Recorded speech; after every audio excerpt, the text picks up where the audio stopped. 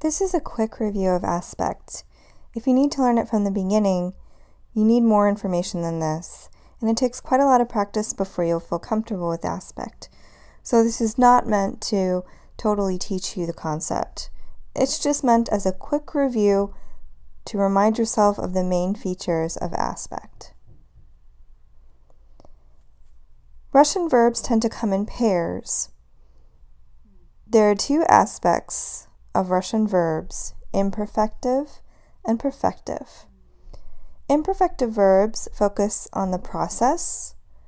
Sometimes it's that they aren't focusing on the result. They focus on repeated action and actions of extended duration. Whereas perfective verbs are focusing on result. They're focusing on completed actions, on one-time actions, on actions that are of limited duration, and maybe on the beginning of the action. How do you form the different aspects? Imperfective and perfective are formed the same way in the past tense. It's the present and the future that can get tricky. Imperfective verbs create the present tense form by just conjugating the verb. So when you conjugate an imperfective verb, it's present tense. If you want to put an imperfective verb into the future, you use a form of быть. So буду, будешь, будет, будем, будете, будут. And then plus the infinitive.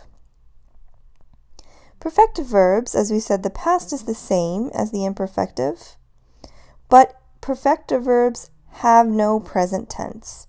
It kind of makes sense because if you're talking about a result or a completed action, it's either in the past and it's done, or it's in the future and it will be done.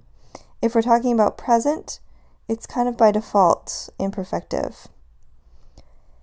Here's one of the most confusing things, which is that if you take a perfective verb and conjugate it, it's put into the future. So when you see a conjugated verb, you have to know whether it's perfective or imperfective to know whether it's future or present tense. Here are just some examples just with the verb читать. The verb читать is imperfective, and its perfective pair is прочитать. So past tense, imperfective. Мы читали весь день. We were reading for the whole day. It's a long process, so imperfective. Present tense. Я читаю каждый день. I read every day. It's a repeated action, so imperfective.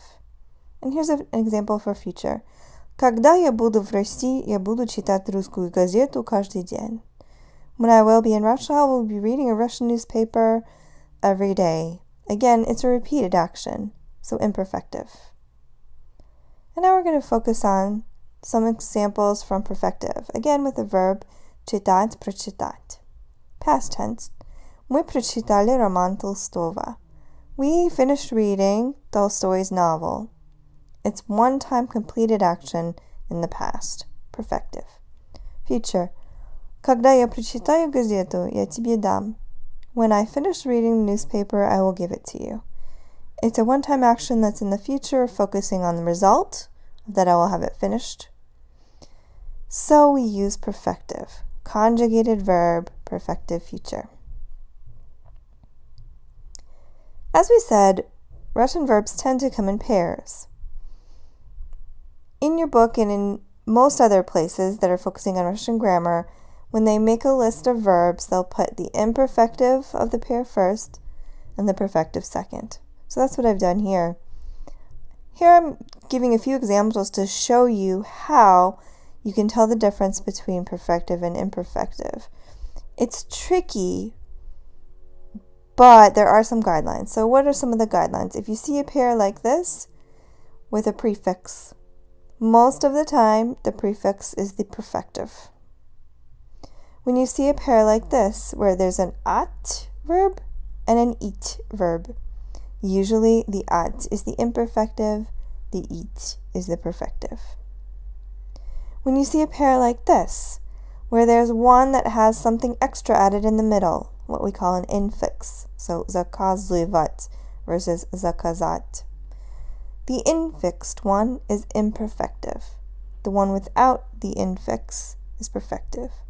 And sometimes, unfortunately, you just have to memorize it. Говорить and сказать are a pair, but they don't really look anything alike. So sometimes you just have to memorize it.